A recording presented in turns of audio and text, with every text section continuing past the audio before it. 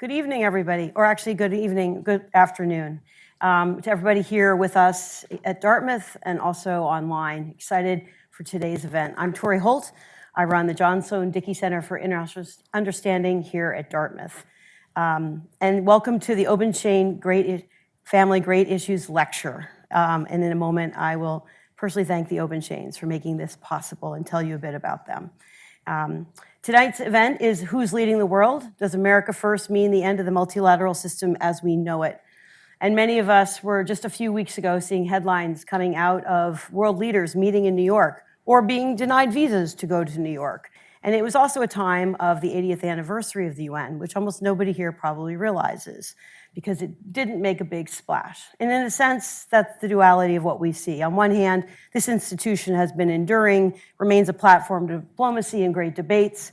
President Trump himself used it to really lay out an agenda and actually maybe make friends with the president of Brazil by accident and be concerned about the escalators and teleprompters.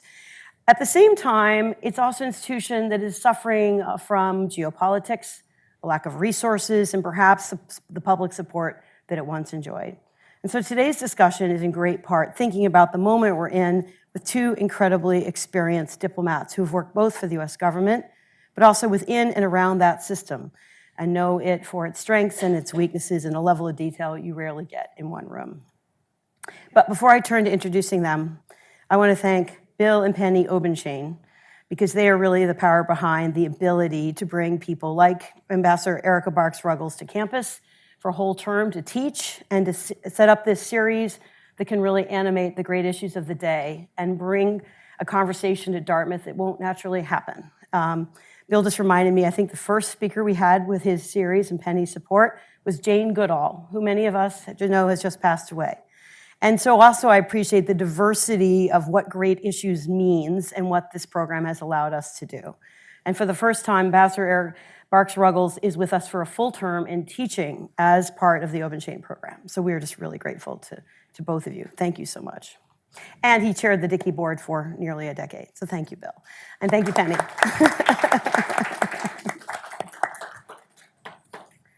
Let me introduce my colleagues tonight before we turn to our conversation with both. So our Obenshain Fellow is Ambassador Erica Barks Ruggles. She's got many titles I could go through. I'll just hit a few. She served as the U.S. Ambassador to Rwanda. She served as the Deputy to Ambassador Susan Rice when she was the permanent representative of the UN. She herself has led the Bureau of International Affairs. She took us back into UNESCO and served as the senior representative there in Paris. And her career has included posts in India, Norway, South Africa, and the National Security Council, working also on human rights, I think Iran at one point. I don't think there's a topic we've found yet that you don't know anything about. And she's teaching this term on the complex challenges facing the world and what diplomacy can do about it. So thank you, Erica, for joining us. To help animate this conversation, we are also delighted that Ambassador Jeff Delaurentis is with us here. He is serving as our Magro Family Fellow this term as well. He also served in the Foreign Service, I think, Jeff, since 1991, with your first post in Cuba, which then led to multiple posting there. He was also the Chargé d'Affaires in Havana at a very pivotal time when the U.S. was beginning to open up its dialogue and recognizing Cuba. The other half of his career was spent often not just in Latin and South America, but also at the United Nations. He served multiple times there, including as an ambassador twice, handling Security Council issues. He tried to retire and was recalled to service. And so in between both being recalled and since, he has really taken up work in academic arenas, both at Columbia University, Harvard, Georgetown, a special position at Simmons College, and we are lucky to have him here for this term, also teaching a seminar series. So I couldn't expect both of them to be here and to have this conversation, but please join me in welcoming them.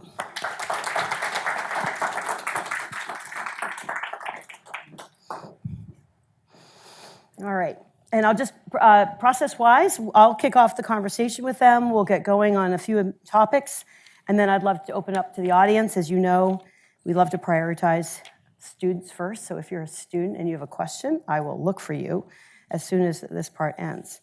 But we also welcome anybody here and in the Dartmouth community to join us.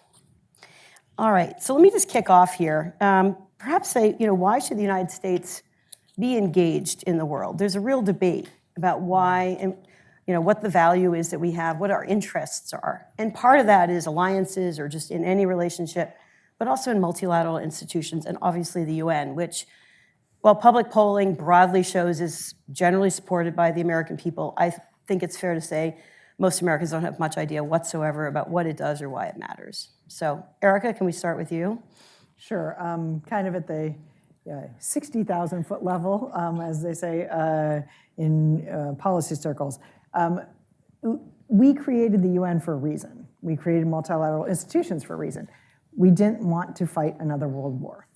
World War II was devastating. World War I, League of Nations, and an unjust peace led to global economic crisis, led to World War II.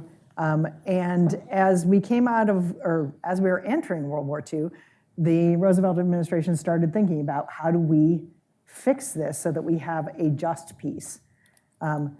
There's justice done for those who are war criminals, et cetera, but also how do we set up a peace set of institutions so that we don't have World War III, especially now that we have nuclear weapons, and so that we don't have global economic collapse. The UN and the Bretton Woods institutions were made to do that. And for 80 years, last time I checked, we haven't had World War III or another global depression. We've had economic crises, we've had conflicts, but we have not had a nuclear confrontation and we have not had an economic global collapse. So the institutions have done what they were set out to do. They've been asked to do a lot more by us and by others over the course of time, as they should do. Because the absence of war is great, but we could have a lot more. So let's do more. Let's tackle malnutrition. Let's look at development. Let's try and improve health around the world. Let's look at coordinating on international telecommunications so that you can have a mobile phone that works all the way around the world instead of having to carry one in every single country you go to. All these things are things that the UN institutions and agencies have taken responsibility for. And because we built the system to work for us and our allies and the rest of the world, we have benefited enormously from it. So if we walk away from it, we are walking away from institutions that have actually served our own national interests, our national security interests, our national economic interests, and our political stability interests very, very, very well. Now, are they perfect? No way.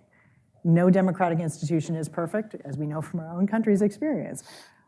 But having that participatory structure where everybody has a voice has helped reduce tensions, has helped increase people's ability to interact with these very, very important questions as we go forward. And those are going to become more important. And we want to have a voice and a leadership voice in that. So I think that we not only need to stay engaged, but it's imperative for our national security to do so. All right.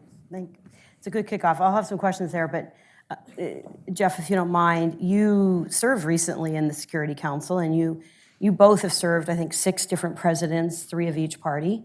So you've had multiple different sort of larger visions and bosses.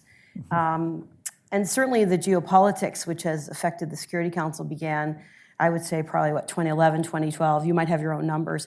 And yet you were still seeing areas that the Council could operate, despite Russia, China, and the US being at loggerheads. So I'd love to also ask the question I asked Erica about why do we care and why are we involved?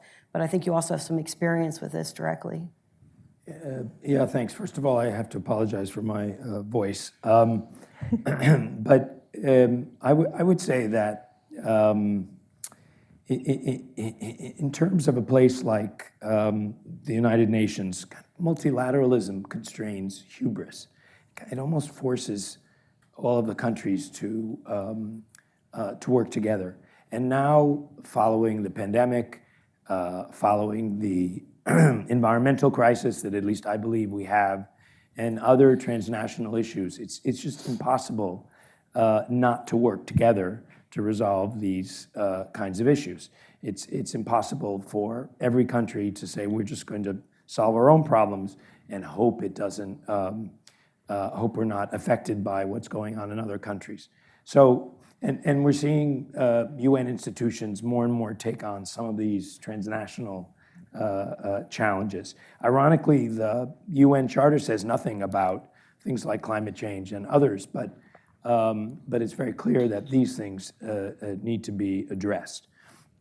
If I could point to one example where I thought the machinery that we do have, albeit it needs to be reformed, worked fairly well, was probably between 2007 and 2017, which of course cuts across several different administrations.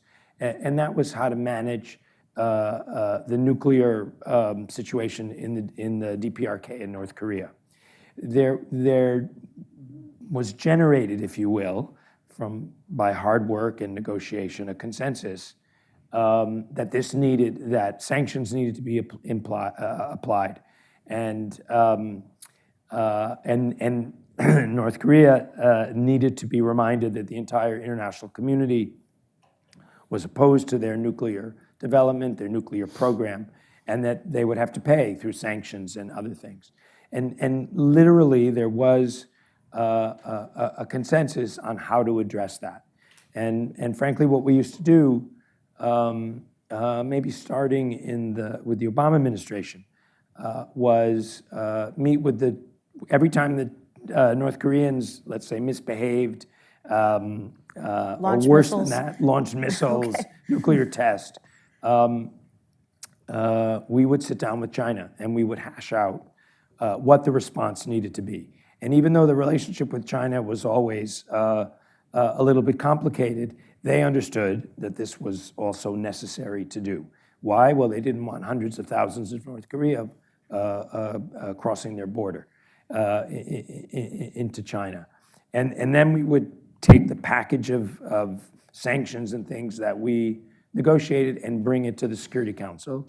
And generally the Security Council would pass it. And I would say the toughest sanction regime came in 2017 at the beginning of the Trump administration, again using the same model. Now, as an aside, to give you a sense of the dynamics on the council, the Russians would always quibble with something in this text that would be negotiated between the Americans and the Chinese to signal to us in particular that they were quite annoyed that they were left out of these negotiations.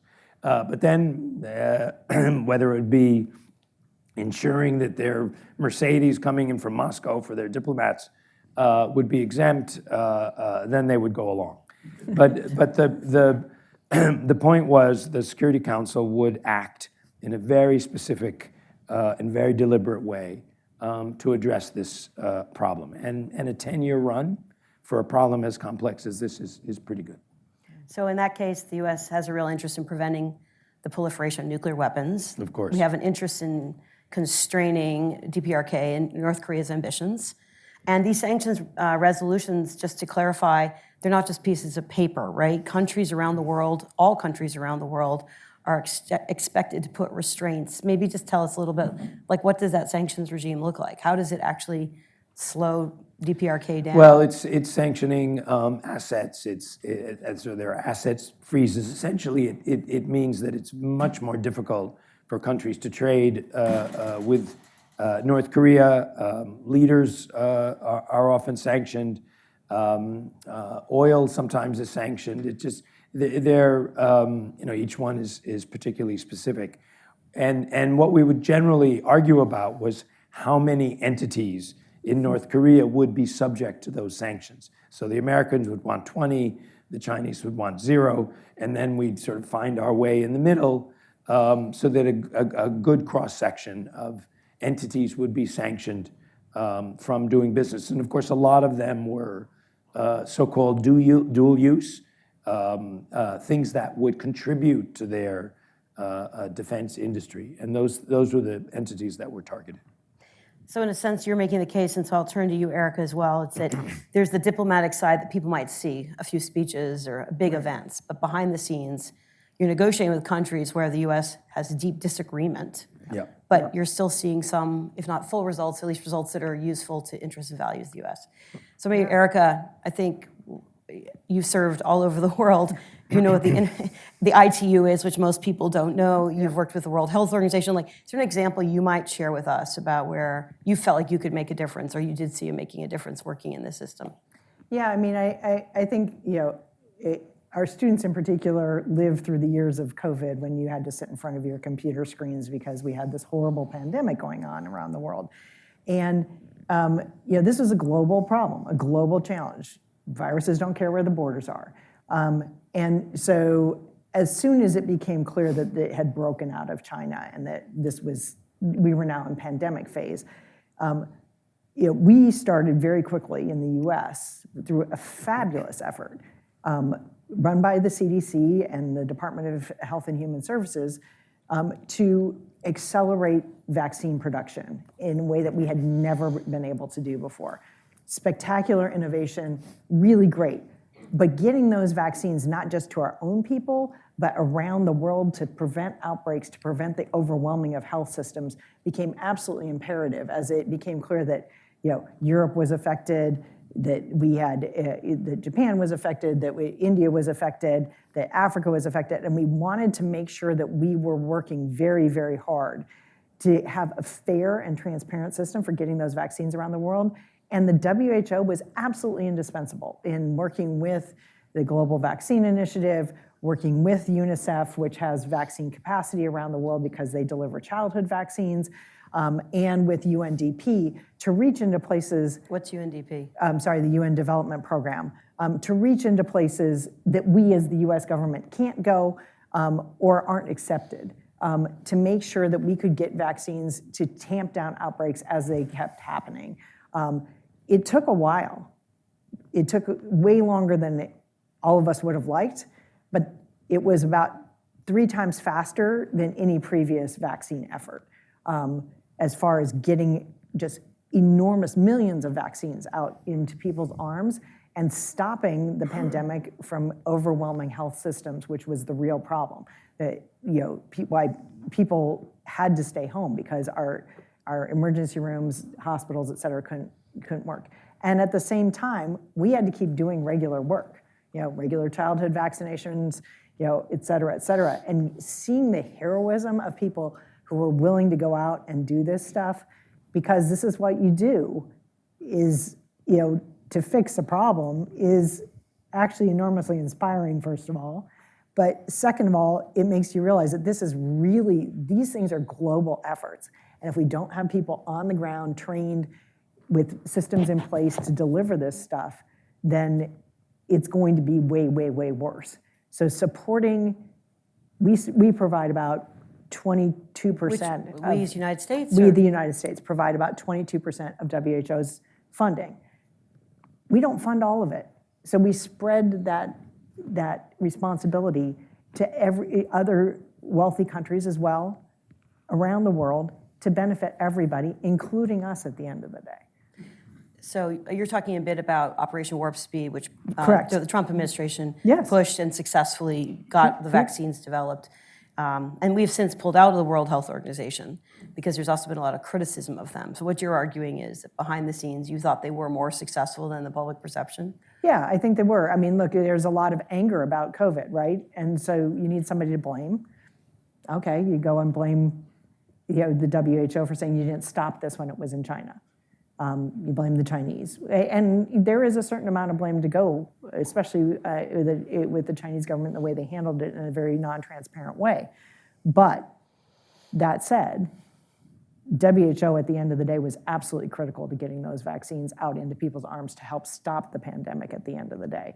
And do we need to make improvements? As I said, it's not a perfect system. Absolutely need to make improvements. But just walking away does not help fix that. It just says we're not responsible anymore and we don't care. Yeah. So this duality is sort of normal. I mean, as American diplomats, you're facing a lot of, I guess, I had this experience, like a baseline of criticism. Like there's a long list of things that other countries aren't happy necessarily, and you can argue with them, and we have our views. Jeff, you served on the Security Council multiple times. You've got other examples, I'm guessing, of where it went right and wrong. I'm not just thinking China and Russia, but sometimes the elected members. Where did you see that institution standing up to actually deal with, say, peace and security issues, and where did you see it not work? Well, I could go back to, well, actually, before I wanted to just tack on to what Erica said, which is, it almost, to me, it almost feels as if international organizations are becoming more important to the U.S. than they were before. Because we're confronting issues now that will actually affect us, like a health pandemic, like an environmental climate crisis and change. Many people in the U.S. don't really feel the services that the UN provides in terms of humanitarian assistance, in terms of development assistance, in terms of technical assistance, economic assistance, or whatever. Why? Because we really don't need it. The Western world, the developed world, really doesn't need it. Where you see it, of course, is in the developing world, and there's a much greater consciousness of what the UN does, and the UN flag, and blue helmets, and all the rest of it, there than it is here. But that's changing now, because we are going to need this kind of international cooperation to deal with some of these issues. Going back to your specific question, I would bring up the DPRK, North Korea, again, because yes, we managed the problem very successfully for 10 years, but then we couldn't, and then we didn't. And so that's as big a negative as the positive. They still have their, whatever their nuclear program looks like, but we weren't able to eliminate it. And then, of course, the consensus with Russia and China broke down, and so it became much more difficult to push that agenda forward. I would say, we were just talking about it in class today, and some people would say this is a good example, some people would say it's a bad example, but we were able to negotiate a resolution in the Security Council in August of 2021, as Afghanistan was, in a sense, falling apart, as folks were leaving. But we were able to push something through with Chinese and Russian acquiescence to remind the Taliban of all of the commitments that they had made in the months and months of negotiations that had happened before. It was kind of a tough fight, but at least there is a Security Council resolution now that can be pointed to in subsequent negotiations with the Taliban. Have we been completely successful? No. We saw the story in the press the other day that the Taliban Afghan foreign minister had a press conference at their embassy in New Delhi, and they turned away all of the women journalists. Unfortunately, the journalists in India were not having it, and I'm guessing the Indian government had to intercede, and literally 24 hours later, they had another press conference to which everyone was invited. Just on the peace and security thing, and then I'll turn back to you, Eric, as well. But I was struck that President Trump really highlighted in his speech that the UN, all the conflicts that he was involved in trying to bring to an end, and implying to the UN that they had a role to play. And we know, for example, the United States has been arguing and has gotten approval for a new a gang suppression force in Haiti, for example, and has been actively pushing for this. We see negotiations about to happen on Ukraine again. Everybody's hoping that the peace agreement in the Middle East that's been hashed out will actually stick. We don't know yet, but that would include a force to come in. So in a sense, non-ideologically driven, but practically driven, you see an administration reaching for tools that have been used by many past presidents. Where does that leave you, Jeff? Do you feel like these tools are ready to go? Do you think that some of these are ripe for support, negotiations, mediation, electoral support, peacekeeping? It's unclear now whether the UN, the peace and security apparatus, is going to be involved in, let's say, the security force that will be set up in Gaza. We saw in the press today that the United States is talking to, I think, UAE and Indonesia and Azerbaijan and some other countries. But ultimately, those countries are going to want to have a blessing, an authorization by the Security Council. Some of their legislatures require it. And so I'm assuming that this will come back to the UN for the sort of stamp of approval, and it would be in the interest, I think, of everyone for this kind of operation to have that stamp of approval. In the meantime, the Undersecretary General for Humanitarian Assistance is already in Sinai, Tom Fletcher, negotiating, trying to get the border crossings open. So the personnel, the tools are there. If I were to critique the UN in this regard, I would say they probably don't do enough with preventive diplomacy. And maybe they do and we just don't know about it, but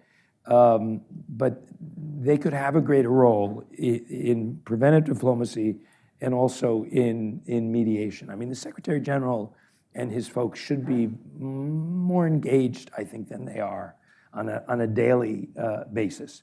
Because in many, many parts of the world, the UN has the credibility which would enable them to carry out those functions. Yeah. Well, and if I can turn to you, Erica, I know your course teaches about the big challenges for the future of diplomacy. And so maybe you could, it's aspirational, but I think you're also very practical about it. Maybe you could talk to us a little bit about what you would hope that future diplomats deal with, but then also how that intersects with U.S. interests, values, and a multilateral system. Yeah, I mean, Jeff has outlined a couple of the big global challenges that we face, but something that everybody keeps worrying about but not really actually doing anything about is AI and emerging technology, including biotech. How are we going to regulate this? When the traditional power that has usually been in the hands of governments to disrupt, to attack, to spur violence on another country, that's usually reserved for governments, right? Those tools are now partially held by private companies. Biotech could be turned into a weapon that could, you could have a engineered pandemic that could be god-awful if these tools got into the hands of a terrorist organization. And the threshold to entry is fairly low. AI, similarly, hacking, everybody knows, that some of our hospitals have been hacked by Russian hackers who have stolen patient information and frozen the hospital's ability to operate until they pay a huge ransom. There's concern about critical infrastructure, electrical grids, water sanitation, the XO pipeline that got shut down because of a computer hack. And it's not just the Russians. DPRK has a very good hacking team. They hacked up Sony when they released a movie about Kim Jong-un. The Chinese have a prolific hacking set of organizations within their military and government structure. And we do not have regulations or agreements about how we are going to attribute, create transparency, and create some guardrails and say, we're not going to go there. We did this with nuclear weapons. At the end of World War II, we set up, the nuclear non-proliferation treaty and a number of bodies to the IAEA to talk about peaceful use of nuclear materials, et cetera. We need to be thinking about those structures and doing something about that now.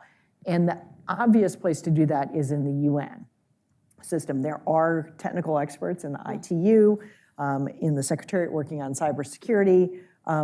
There have been resolutions passed in the UN General Assembly. Thanks to us, by the way. Thanks to Not us. us personally, but... No, to the US that helped write it and put it out there. Yeah.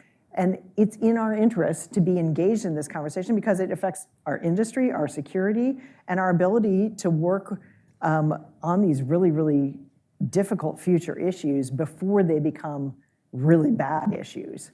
And we need to be thinking about this now before we have a conflict with one of these other great powers, if you will, or a middle power, or a terrorist organization who seizes it and says, uses one of these tools and fakes it so it looks like it comes from China or Russia. That's terrifying. And I think we need to be engaging in this very realistically now, both with our allies and with our potential adversaries, so that we put some guardrails in place and some ways to communicate with each other so that it doesn't become a problem. So my last question, and then I'd love to turn to all of you, is just how does that fit with, sort of an American first way of thinking? I mean, do you think there's a flexibility to that? At least out of the gate, the first year, the U.S. government at this point has cut money, it's reduced participation in international organizations, President Trump has said that he thinks the UN could do better. I forget how he put it, but he thinks it has potential, but it hasn't lived up to it. So, you both have served, as I said before, many presidents with different points of view. How do you square this? Where does it go? Not just what you think should happen, but where do you think it will go? Do you want me to start? Sure. Okay. I think it's unpredictable, partly because President Trump has, to put it in the most diplomatic terms, an untraditional way of decision making that is very unclear, very opaque, and pretty unpredictable, even to people inside the United States. And it keeps the rest of the world on edge, but it also diminishes the trust factor amongst our allies when 1 week he's complaining and moaning and slapping sanctions on the EU, and the next week he's asking for their help in funding the entire war in Ukraine, including buying U.S. weapons. These are relationships that have been built up over decades and decades and decades of trust and networks and tough-fought issues where we don't always agree. I mean, even with our closest ally, Canada, with whom we share the longest peaceful border in the world, we've had some disputes over water, over salmon, over tariffs and things like this. But we don't have a shooting war issue with them, and I don't anticipate we will. And we cooperate on so many things. And it's the same thing with the EU, but when we make ourselves unpredictable and unreliable, then we also test the limits of how far people are willing to go to work with us, even when sometimes it damages their own immediate interests, their own immediate political futures. How far will the French push? How far can we push the Spanish? How far can we push the Germans when they're facing elections? And we have to think about these things, and we have to work within a certain set of constraints. Just bullying our way around the world and saying my way or the highway doesn't work. It can get you so far in certain crisis situations, and sometimes we do have to do that, but it should be a very rare tool, and we should be much more working with our allies to also help build that consensus of all the other 93 states. It's like I keep forgetting how many there are because we've had a few extras join. Every year. Yeah. To make sure that we're actually building a broad global consensus on these issues, because small states matter on this stuff too. They matter on climate change. They matter on AI and emerging tech. They matter on how we are dealing with pandemics. And if we don't bring in the rest of the world into these conversations, we're not going to get that kind of agreement that will serve our own national interests. Okay. Do you views? Just to say that I agree completely with what Erica just said, and I'm reminded kind of a slogan, which is winning you do to others, leading you do with others. Mm-hmm. And even this most recent, I would say, success in securing a ceasefire in the Middle East, yes, we had a principal role, but I don't think it would have been possible without Qatar and Egypt and all the other countries that assembled in Sharm el-Sheikh in Egypt. And I'm guessing, and I hope, that the administration goes forward.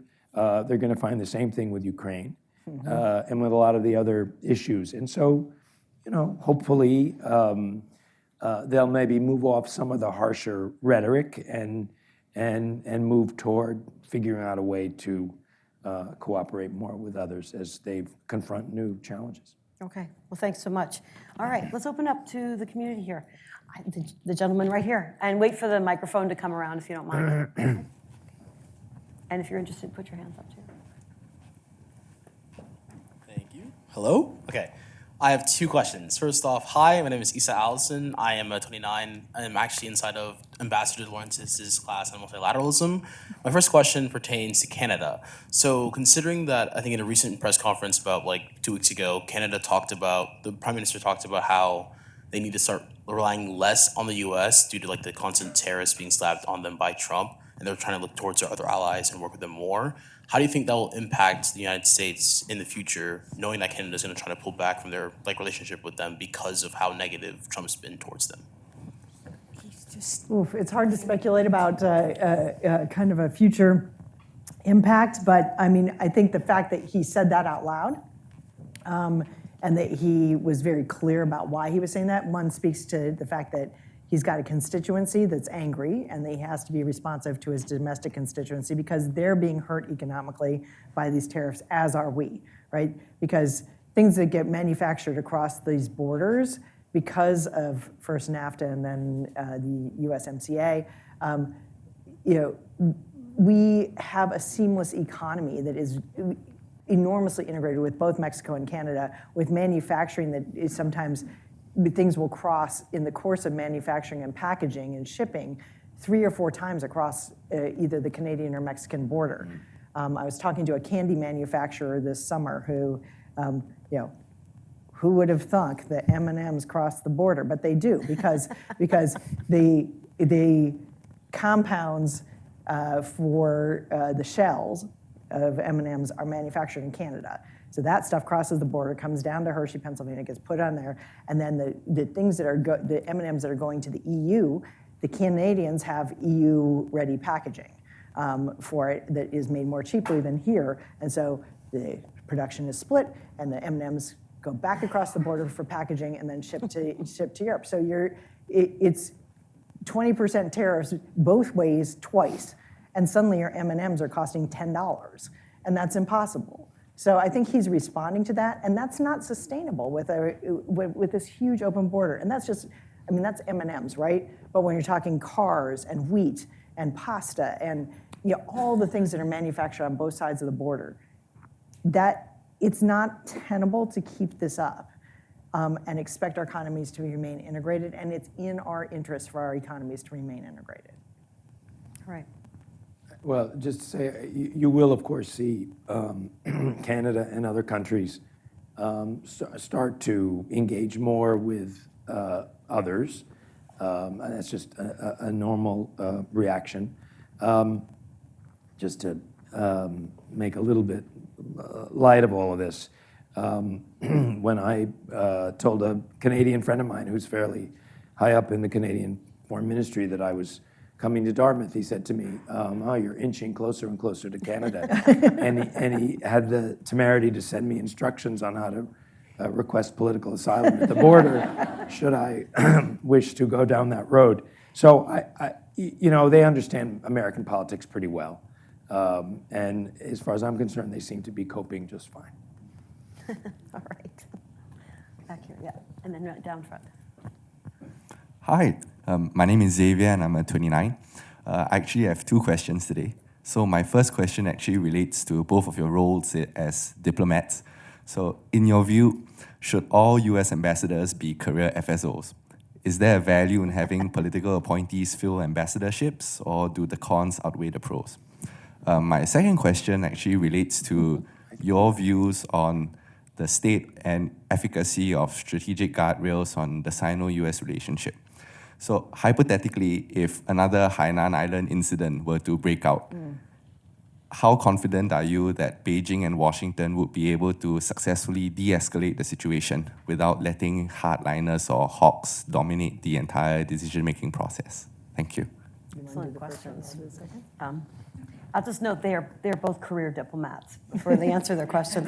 Yeah, so on the first one, I would say that the majority of ambassadors should be career diplomats. I'm not opposed in principle to political appointees, but we generally are at, I don't know, between 25 and 40%, depending upon the administration, and I think it should be around 10%. Sorry, the 10% is the Career. politicals. Political, sorry. So What's the current percentage of career versus political, would you say? it's probably now around 35% On the which side? political, And that's going up. and it's going up, yeah. By the first Trump administration, it was 42%, the highest in our history. And how does that compare to previous administrations, if you know? Between 24 and 26% since 1998 or so. It used to, during the Cold War, it was 18%. Political. No, 18% political, yes, correct. So preference for career, would you share that preference? Absolutely, 100%. It's not about self-interest in the career. It's about, you don't have political appointees acting as generals for a reason. It's because it caused a disaster at the beginning of the Civil War, and they stopped it. There was political appointee generals, and it caused a disaster, and it led to the creation of the professional military, because they realized that you really don't want people who don't know what they're doing running military operations. You really don't want people who don't know what they're doing running diplomatic operations. There are exceptions where you want somebody who is personally connected to the president, who is personally connected to that tight network around the president in places like London and Paris, and probably Canada. But those are few and far between. You do not want somebody who doesn't know what they're doing in China. You do not want somebody who doesn't know what they're doing and who doesn't speak the language in Russia. Same thing with Saudi Arabia. Same thing with Egypt. You need people who understand the deep issues and who understand the language and the culture and who are steeped in how policy is made, so you don't get mistakes. And actually, our last ambassador to China was technically a political appointee, but this is Nicholas Burns, but he was a long-time foreign service officer, ambassador in a variety of places, and extremely experienced in understanding both the nuances of the relationship and the political situation in Washington, which kind of spills into the second question, which is you need people who understand the guardrails and to advise leaders what to do and what not to do. So I'm optimistic. I think it's possible. And I judge that based on my own relationships with Chinese diplomats in New York that I've had through the years. And it is possible to reach understandings, to kind of know where each other's sweet spot is, where each other's red lines are. But you have to know what you're doing. Just to press on that, though, there was a point when, where do we have natural touch with a country like China? I guess we have an embassy there. Do we have regular talks? I think you're getting to the point of how much is there back and forth before an escalation? Back channeling, understanding of each other's goals. Yes, and there are periods when diplomats in Beijing aren't getting much access. And I'm guessing it's the same in Washington. And so very often where the access does happen is in New York, because it's easier to have those kinds of conversations, maybe on a preliminary basis, and then it smooths the way so that the embassies can keep talking, and maybe more importantly, the political leadership will also talk from time to time. And that's been the case for a long time with a whole range of difficult countries. Iran, where we don't have an embassy, but they do have representation in New York and in Geneva, and they have, we have representation there too. So there are the UN and multilateral system also provides a easy access point for those difficult conversations that you sometimes need to have even with adversaries who you don't talk to at all on a normal basis, because you can't have zero interactions. You still have to have some understandings. So you could run into them in the halls outside the General Assembly, right?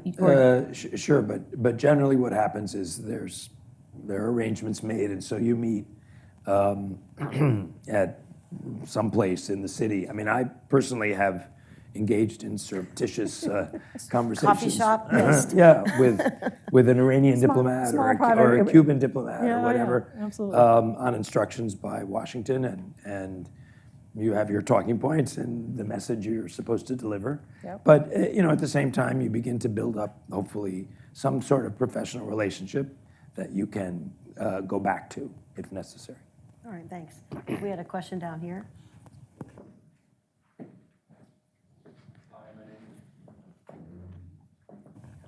Hi, my name is Jacob. I'm 29, and I wanted to circle back to Trump's negotiating tactics. What would you say to people who say that his style of bullying and strong-arming works, in terms of strong arming Bibi and Hamas and its political allies. How do you defend kind of the normal way of discourse when it seems like it's worked? And what would you say, or how do you think this is going to work when he meets up with Putin in the coming days? So, look, I'm not a Middle East specialist, but I was listening to an interview with Aaron David Miller, who definitely is a Middle East specialist and was part of the negotiation team in both the Clinton administration and the Bush administration in the Middle East and helped lead those talks. And there are certain taboos that Trump is willing to break without even thinking about it, right? Which probably helped strong-arm Bibi into this, but also probably helped strong-arm the Qataris into strong-arming Hamas. Because he's willing to use kind of blunt, I'm going to walk away, this kind of rhetoric, right? And he's willing to put very clear political pressure on both parties. So did it help? I'm sure it probably did. And Aaron David Miller was very clear about this, that he thought it did as well.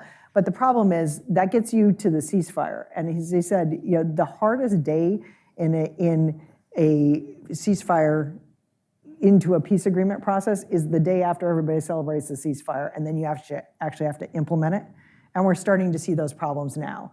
And if there's not a clearly laid out path to an actual peace process that addresses the underlying root issues, what you get is a dead end. You get the hostages out, which is a huge accomplishment. You get some of the prisoners returned on the Palestinian side, and you get assistance in. A lot of relief to the populations of both countries, but could be very, very temporary.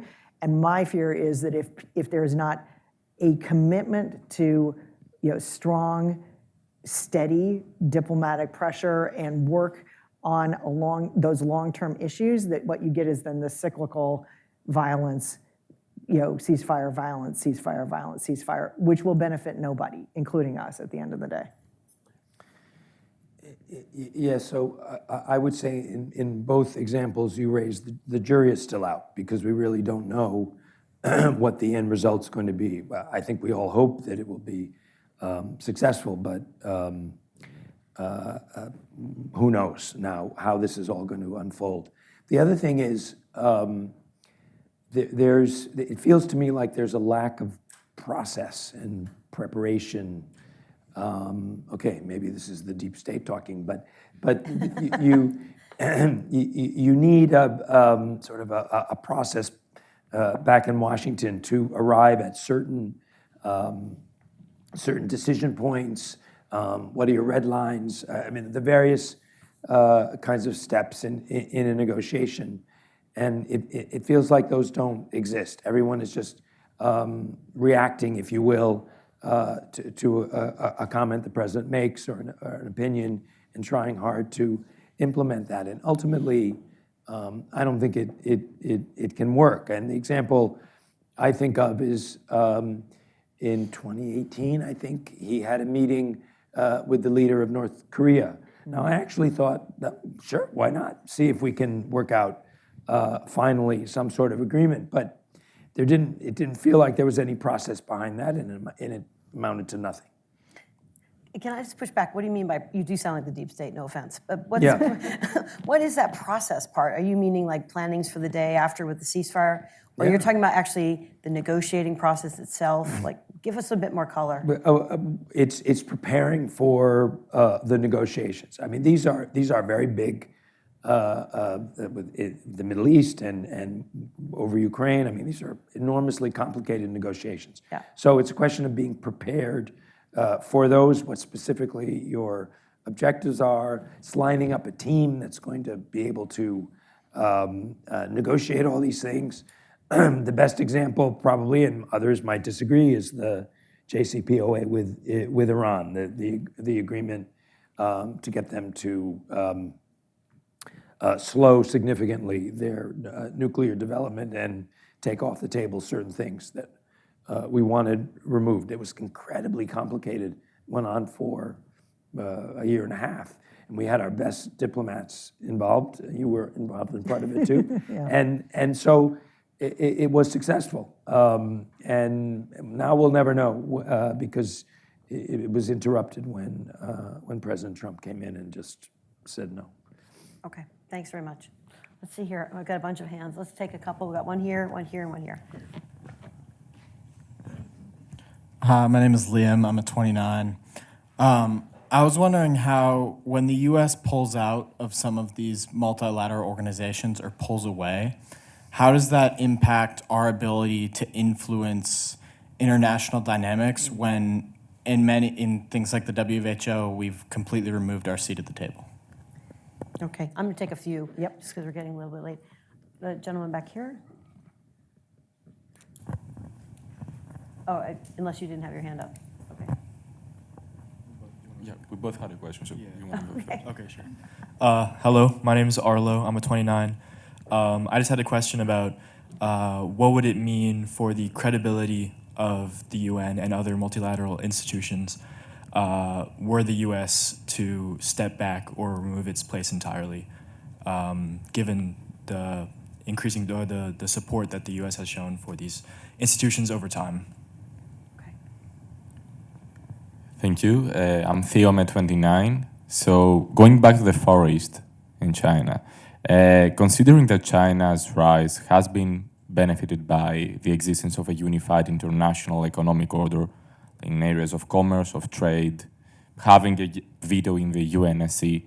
But on the other side, considering that China tries to create some organization of its own, like the Shanghai Cooperation Organization, or like collaborating with Russian cultural terms like BRICS games, intervision, even that, and that the international order like the UN is based in the West, kind of biased towards the West.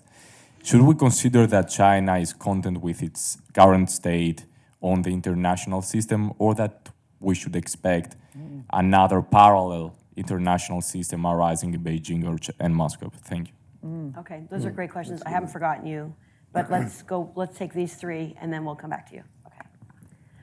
Great questions. Okay.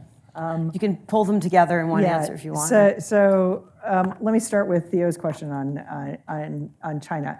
I think that, yes, China has benefited enormously, as have we, from the international system and being brought into the international economic system. They have also worked very diligently and smartly over the last 10 years, in particular, since Xi came to power, to think about how they want to reshape that system. So creating outside institutions, the BRICS, as you noted, and the Central Asia Cooperation Council. Shanghai Shanghai Cooperation Agreement. But also the China-Africa Forum and others of these groupings that exclude other people, right? To exert their influence internationally. But they've also been very smart and very strategic in going after leadership positions in multilateral bodies. So at one point, there was 5 Chinese heads of UN organizations. The only other country that has that kind of heft in the international system is us. We normally had UNICEF, help me out, UNICEF, UN, World Food Program. World Food Program, WFP.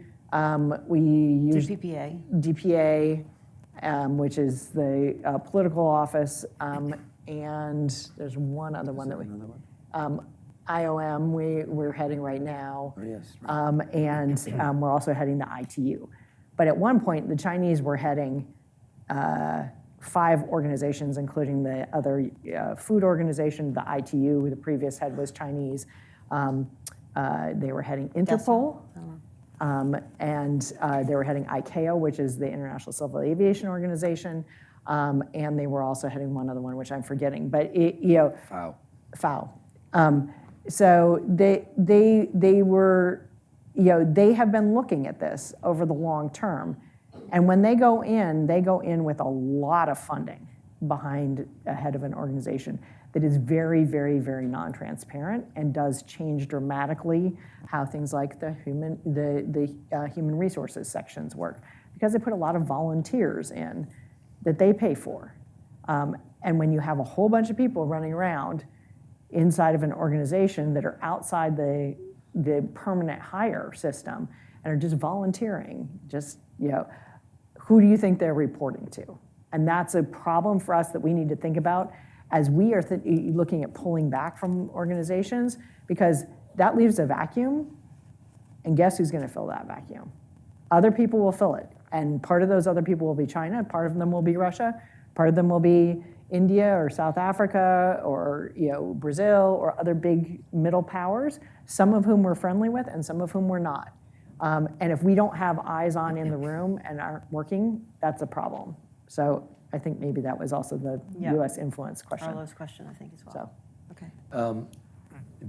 I would say this. China certainly, they pay almost as much to the UN as we do based upon their GDP. So they expect to have kind of an equivalent level of influence. However, unlike the United States, China is not interested in taking on the role of hegemon of the world. They certainly don't want to take on the burden of providing humanitarian assistance all over the world. They don't want that responsibility, and they've said that to me directly. They want to affect the agenda, but they're not yet prepared to set it. And so I think we have to understand what their motivations are, as Erica was laying out, and figure out a way to work with them. But at the moment, they don't really want the responsibility, which means that there will be a vacuum.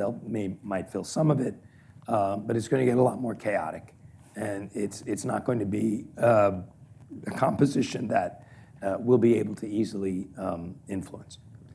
Just on the, so just go on to on the credit. If the U.S. withdraws from the UN, well, Manhattan, of course, will look very different. It'll probably move to Geneva, but my guess is it will keep going. And okay, you could argue maybe it won't be as effective. It will have lost 25, depending upon which pot of money, 28 or 22%. So it'll be a diminished organization, but it'll certainly give other countries the opportunity to seize that responsibility and come out looking good, even if they're not prepared to contribute as much as the U.S. had been contributing before. And of course, in terms of the U.S. withdrawing from multilateral organizations, obviously they too will go on. Standards will be set, decisions will be made, and the U.S. will have had no input into any of them, and that will affect us. All right, thanks. I think I round one more round. I think you had your hand up earlier, and a second one back here. Okay. And anyone's welcome to ask a question. I know I'm prioritizing students, but. Hi, my name's Bryn, and I'm a 29, and I wanted to ask you about the repercussions of changing presidential administrations. We've kind of recently seen a trend of swinging back from a Republican to a Democratic administration, Congress, president, what have you. And I'm wondering what you think of the election in 2028 and how that might impact the U.S. involvement in the greater geopolitical scheme. Interesting. Okay. And if you could hand that behind you. Hi again, my name is Issa. I forgot to ask my second question before, so here it is. In 2005, we had the African Union come together with their consensus for the Eswatini consensus. Sometime during Biden's first presidency, he's like, oh yeah, I agree with this. We should definitely allow Africa to have 2 spots on the Security Council. But he never made any actual movements towards allowing the AU to have those spots with veto power on the Security Council. So moving forward, because I'm assuming it won't happen during the Trump administration, is there a possibility for some U.S. leadership to actually help affect that change within the Security Council? And if so, how will they actually get that change first to convince the people in the U.S. and then, of course, convince the other members that are permanent 5 members of the Security Council to allow the AU to have those spots with veto power? Okay, thank you. I think that's it. I'm going to throw in one last question. Okay. What's your advice to young people who might be interested in a career in diplomacy in any form? So, okay. All right. You want me to do 2028 and you can do Security Council reform? Perfect. I think I get the easier question in some ways.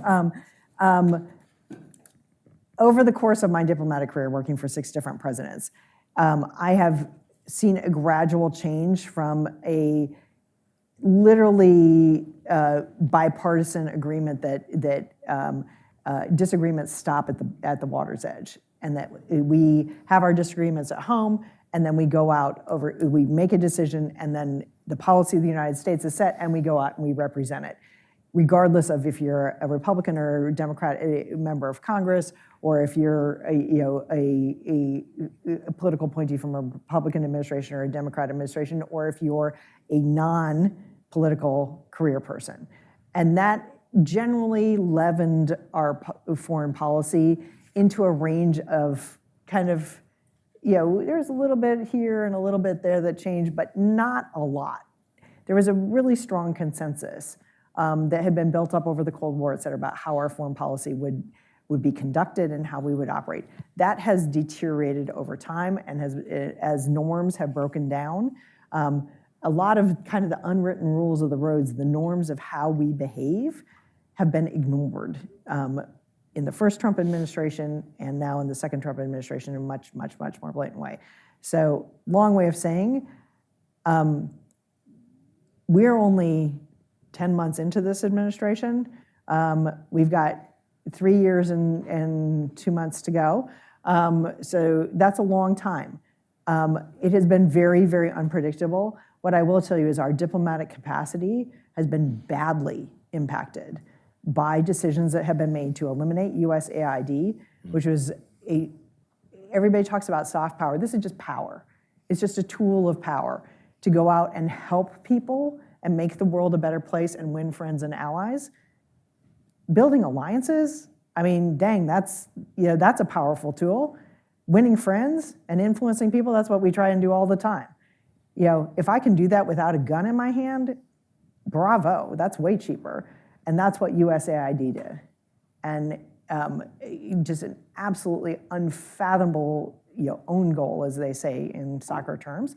And we're doing a similar thing with eliminating the Board of Broadcasting if they manage to do that. VOA and Radio Free Europe were absolutely critical tools in the fight of the Cold War, and we're now eliminating that in places like we got rid of the Farsi service. All the people who are speaking to the Iranian people when we don't have an embassy there and bringing them news and actual truth when they live in a propaganda environment. Same thing with the North Korean service, same thing with Radio Havana, although Rubio intervened on that piece. So we are creating deficits in our own capacity, which for unclear reasons. We fired 20% of our entire diplomatic corps already this year by July. That's crazy. Why are we doing this? I'm not sure. Those are the civil service that you all It's civil service and foreign service combined. 20% of the entire State Department's corps has been fired. And that's decades of expertise. One of my mentees who speaks fluent Arabic, pretty bloody good Russian, and is one of the 4 best Farsi speakers in the entire foreign service and was working for a 3-star general, was riffed for no reason. Her general, who she was working for, was like, wait, what? Tried and got to get her reinstated and was unsuccessful. So these are things that are going to have a real impact long term. She'd been in the foreign service for 14 years. She had another 14 years to go. And we just lost all that capacity. So we really do need to think about having less variegation in our foreign policy and more consistency, because our allies depend on that, but our national security also depends on that. Security Council, African Union. On the Security Council, look, I think the short answer is it's very unlikely that there will be any movement on Security Council reform. In part, it's at least the attitude so far toward the UN in general. But it's also a very tricky issue, right? Should the Security Council be reformed? Absolutely. Does it reflect the realities of 1965? It does. It doesn't reflect the realities of 2025. That's clear. And it affects the efficacy, it affects other views of the Security Council. But trying to wean the 5 permanent members off their ability to veto, I mean, good luck. It's just not going to happen. And ironically, up until maybe 8 or 9 years ago, the one issue that the United States, Russia, and before that the Soviet Union and China agreed on was that. Every time there would be momentum towards some sort of significant reform of the Security Council, we would get a telephone call from our Russian and Chinese counterparts saying, what are we going to do about this? Right?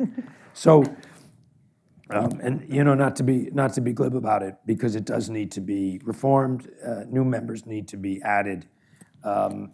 Excuse me, we did try during the Biden administration to make an effort, but even within the US government, it was very difficult to move this forward in any significant way.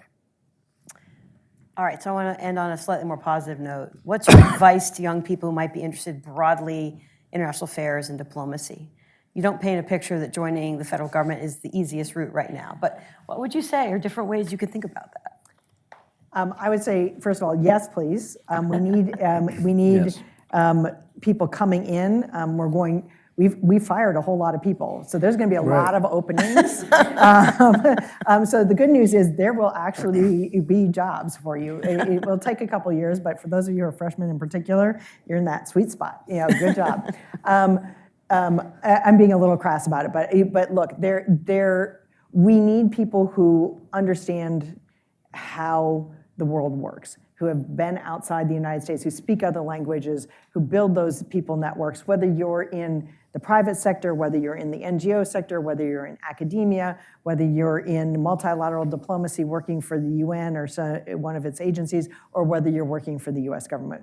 We need people with these skill sets to work on these tough problems because they're only going to get more challenging. Climate change is an existential threat to humanity. I'm totally endorsing. Anybody who says anything differently hasn't been paying attention to the science, and the planet doesn't care about whether or not we believe it or not. It's happening, and if we don't all work together, we are going to extinct ourselves and everything else that we depend on.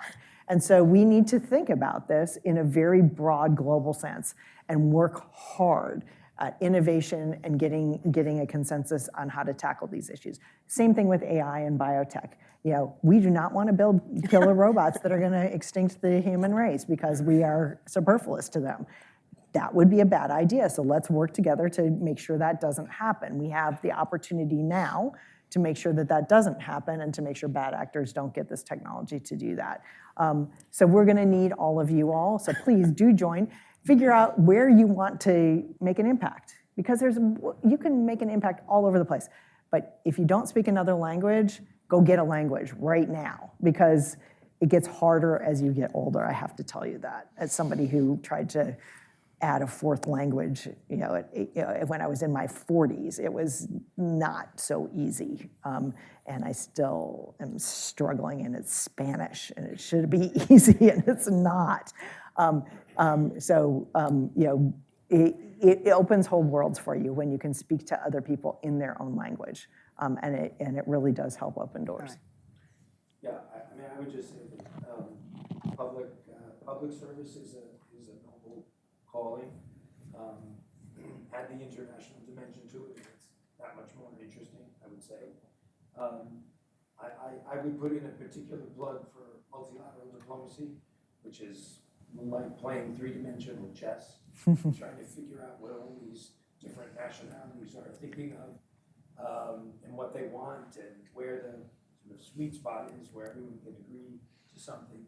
And plus, you meet people every day from all over the world, and to the UN, most countries tend to send their very best and the brightest. So by the end of the story, you have this extraordinary network of people all over the world, many of whom will become foreign ministers and presidents and prime ministers and so forth. and you learn something new about all of these different countries every day. And you also can engage with adversaries in a multilateral setting that you can't really do in a bilateral one. And that, at least to me, was always the most interesting, kind of figure out how all these people ticked and what their interests were and what their aspirations are. And very often they weren't too different from yours. Yeah. All right. So huge challenges in the world, but still opportunities, just to sum up. Okay. Absolutely. All right. And a lot of fun. And a lot of fun. I mean, that's and a lot of fun. Yeah. And great, both of you seem to have greatly enjoyed your careers, and that is a wonderful thing to see. Well, thank you all for coming tonight. Please join me in thanking our guests. Thank you, Terry.